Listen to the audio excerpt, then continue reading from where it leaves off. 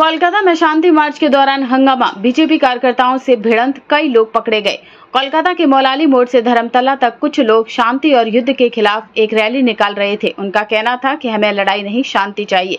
लेकिन रैली शुरू होने से पहले ही बीजेपी नेता सजल घोष अपने समर्थकों के साथ वहां पहुंचे और रैली को राष्ट्र विरोधी बताकर उसे रोकने की कोशिश की। दोनों पक्षों में कहासुनी के बाद हाथापाई भी हुई। आरोप है कि बीजेपी कार्यकर्ताओं ने रैली में शामिल लोगों पर स्याही तक फेंकी।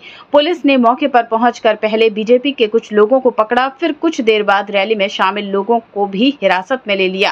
फिलहाल पुलिस मामले की जांच कर रही है और इलाके में सुरक्षा बढ़ा दी गई है।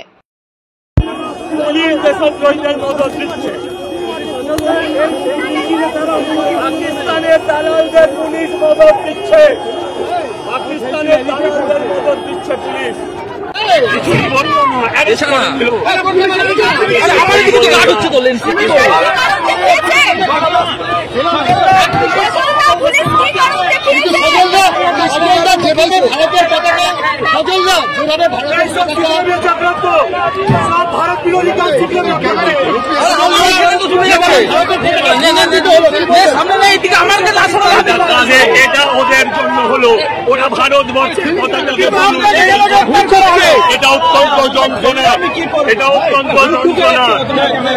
ভারত মাতা কি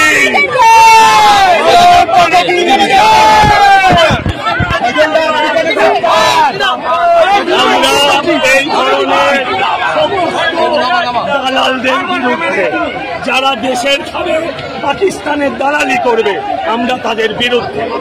দেশের খাবে পাকিস্তানের কথা বলবে, এদের বাংলায় জায়গা নেই। রাস্তার মোড়ে মোড়ে মানুষদের মারবে।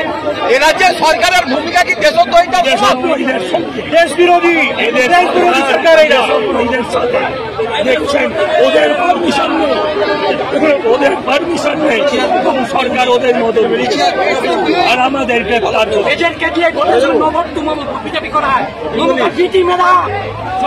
যখন মারে মারতে আসে মিছিল দেখায়,